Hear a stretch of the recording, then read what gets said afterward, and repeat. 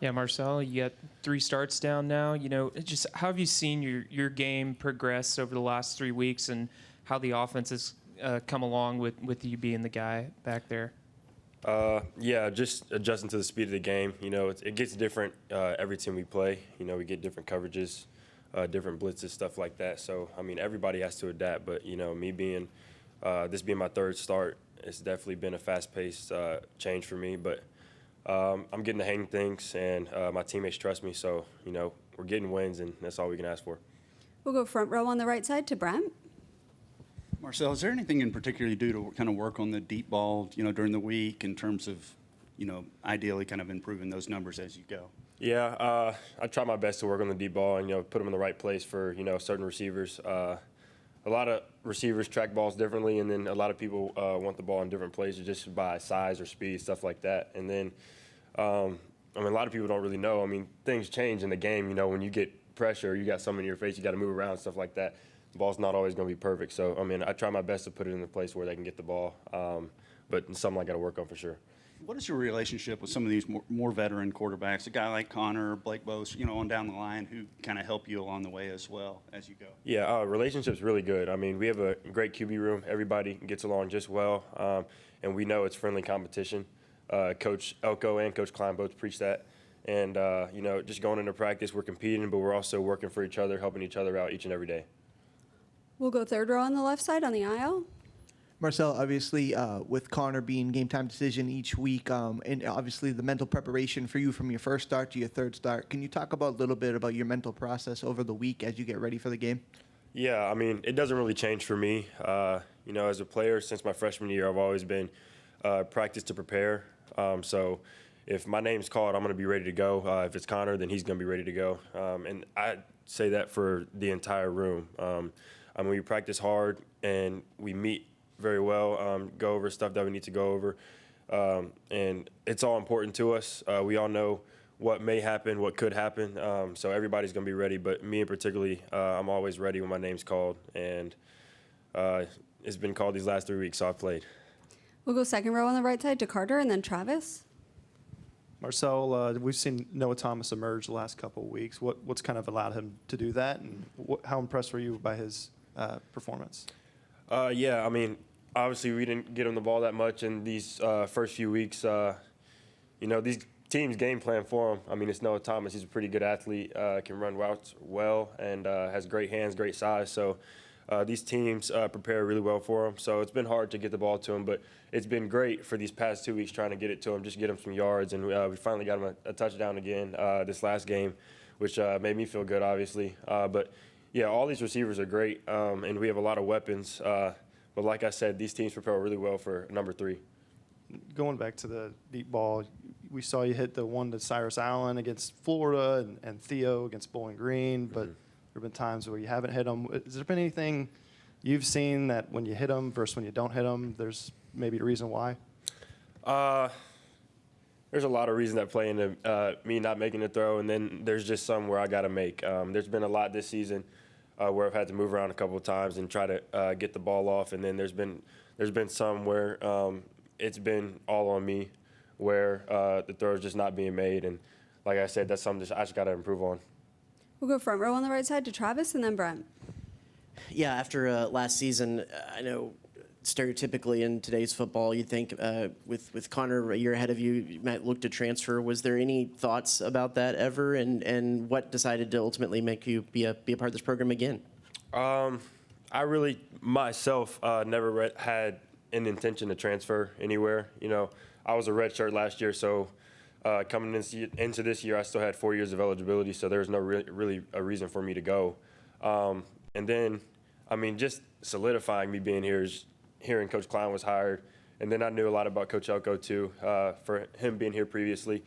And then I saw what he did at Duke as well. So, I was very optimistic about what was going to happen at A&M, and I just stuck to it. What are some of your favorite aspects of Colin Klein's offense? Just the way we can spread it out and also bring it back in. We can put 4 receivers out there. We can put 2 tight ends, 2 receivers out there. We can put 2 backs in.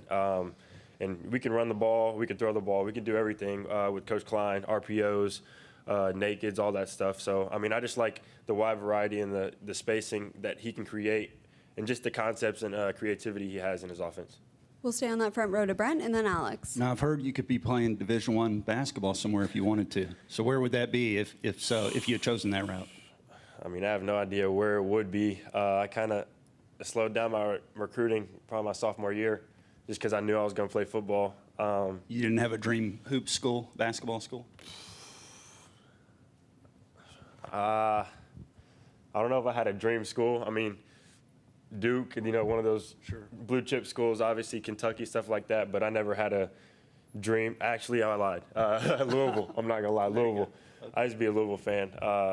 Patino, yeah, I used to be a Louisville fan, but yeah, like I said, I cut my recruitment down a little bit when I was a sophomore because I knew I wanted to play football. My whole family did it, so I stuck to it. Yeah, that was my next question. What was it about when you're playing football and basketball? What starts separating football from basketball when you're about a sophomore? It was really just, having summer workouts and stuff like that. I wasn't always able to make basketball tournaments or baseball tournaments because I played baseball as well.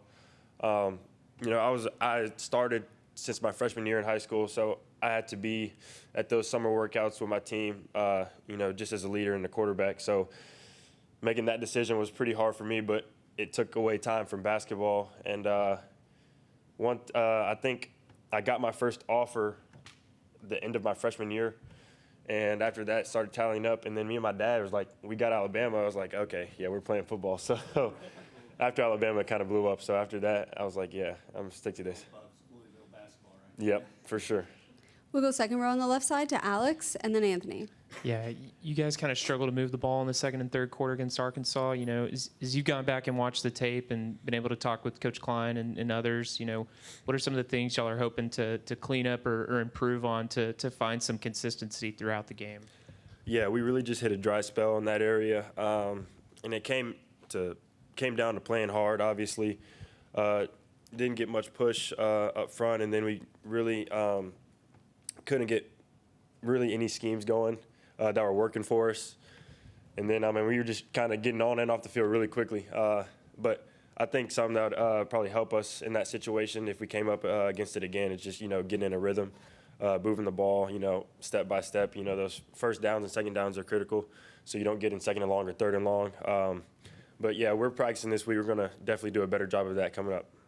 We'll go third row on the left side to Anthony.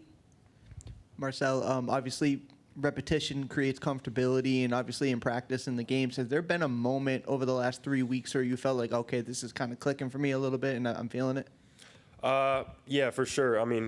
Practice, I try my best to, make the right reads and know where my eyes are going to be, simulate it being a game. Coach Klein talks about that all the time, just visualization, making everything seem like a game. And I think me, as well as the rest of the team, even the scout team, do a really good job of trying to give us a great look throughout the weeks and helping us prepare for the games ahead.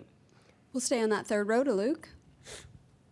Marcel, especially as you were kind of taking on that starting quarterback role, how big has the backfield been with Le'Veon and Amari and EJ and their importance to the offense and kind of the new dimension they bring to that?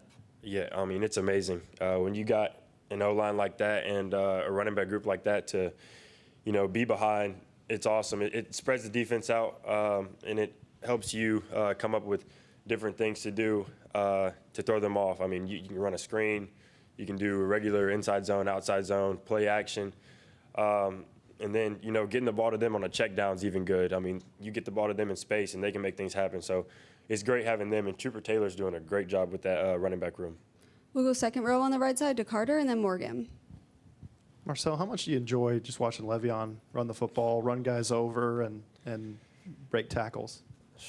I love it. It's awesome. I remember back in the Florida game, there was one run where he was just behind everybody, and then he just spun off. I was like, I don't even know how that happened, but it's amazing watching him run. He does a lot of great things. It's hard for people to tackle that guy. I want to be one of the people in front of him when he's running 20 miles per hour. So it's great watching that guy do what he does. And like he said in his interview, he just balls. That's what he is. He's a baller, so it's great watching him. Colin Klein, I want to ask you about him. Just it seems like you guys have had a lot of success starting games and even start of the third quarter. Just how effective are his scripts where you guys know what you're doing, the full drive, and just how great are his adjustments coming out of halftime? Yeah, I mean, it's really great. I mean, we do a good job together just going over what the game plan is and what we're going to do to start off, how we're going to attack them. And I think that's really good for a quarterback and his OC to have that relationship, just being able to sit down with each other, go over what we like and what we don't like. And, I mean, it helps a lot. I mean, when you get in that first drive, yeah, you got to have that trust between each other, you know, having those first few plays to get everything going.